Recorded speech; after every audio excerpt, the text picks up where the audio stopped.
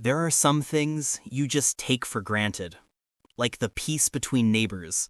For over 100 years, the border between the US and Canada has been peaceful. It was built on trust. But now, something is changing. As America faces deep unrest, Canada is watching, and it's getting ready. That famous, undefended border, it might not be undefended for much longer. What you're about to hear is the plan for the unthinkable. This isn't about a pandemic anymore. This is about national security. This is what happens when a country prepares to lock down its border against its closest friend. To really get this, you need to understand what this border means. It's massive, over 5,000 miles long. And for generations, it's been more of a friendly handshake than a hard line. It's also an economic superhighway. $2 billion in trade crosses it every single day. That relationship was built on stability, on predictability. But now, something is changing. As America faces deep unrest, Canada is watching, and it's getting ready. That famous, undefended border, it might not be undefended for much longer. What you're about to hear is the plan for the unthinkable. This isn't about a pandemic anymore. This is about national security. This is what happens when a country prepares to lock down its border against its closest friend. To really get this, you need to understand what this border means. It's massive, over 5,000 miles long, and for generations, it's been more of a friendly handshake than a hard line. It's also an economic superhighway. $2 billion in trade crosses it every single day. That relationship was built on stability, on predictability. But from Canadian point of view, that foundation is starting to crack. When Canadian intelligence agencies look south, they don't just see protests. They see a deeply divided nation. They see a pattern of rising political extremism. And so, they're running threat assessments. Their biggest fear is simple: spillover. They are planning for two nightmare scenarios. The first scenario is a human wave, a refugee crisis, but not from a distant country, from the United States.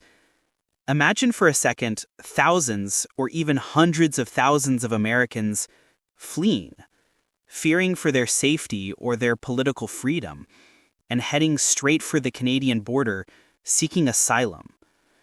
Now, there's an agreement in place to stop this, the Safe Third Country Agreement. It basically says refugees have to apply in the first safe country they reach. But that agreement only works if the U.S. is considered a safe country. What if it's not anymore? If things get bad enough, Canada could be forced to open the floodgates. This would create a massive humanitarian crisis. Border crossings would be completely overwhelmed. Internal documents show that the Canadian government knows they are not ready for this.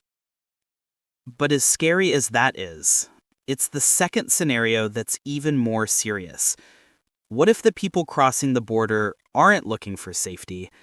What if they're bringing the conflict with them? Canadian intelligence knows all about the armed groups in the U.S., and they're worried.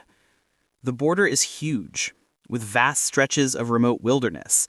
It's impossible to watch it all. A small, well-armed group could cross without anyone knowing. They could try to set up a base or escape American authorities. This isn't a movie plot. This is a real contingency plan for the Canadian Armed Forces. It's a version of their domestic disaster plan, Operation Lentis. But it's been adapted to a new threat: civil unrest from the United States. So what would this look like? First, it would be surveillance. More drones in the sky, more satellite monitoring, more police patrols at key crossings.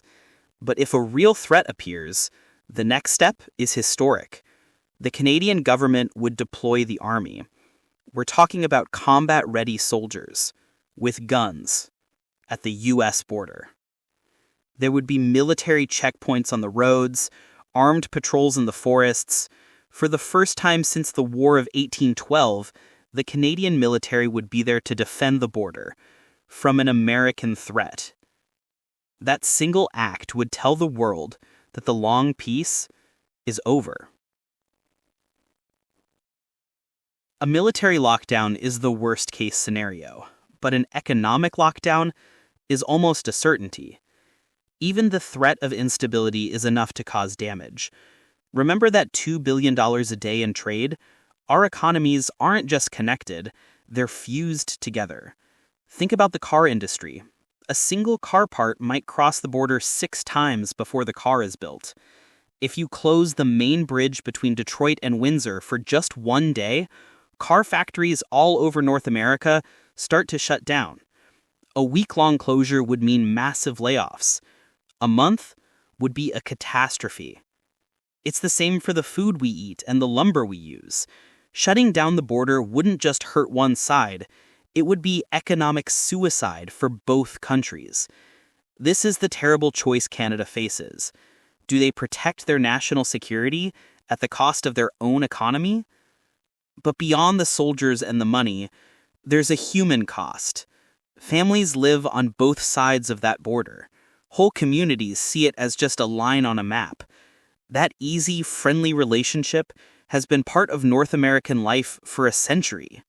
A lockdown built on fear would poison that friendship for a generation. That undefended border, it wasn't just about a lack of soldiers. It was about trust. A belief that your neighbor was stable and safe. As Canada plans for the worst, it's also mourning the loss of that trust. It's the sad realization that it might not be able to count on its best friend anymore. The future is uncertain, but one thing is clear. That long, peaceful line on the map is no longer being taken for granted. The plans to defend it are already on the table. So, what do you think? Is Canada just being smart and prepared? Or is this an overreaction that could damage a historic friendship? Let us know your thoughts in the comments below. And if you want to understand the bigger stories shaping our world, make sure to subscribe to the channel and turn on notifications. Thanks for watching.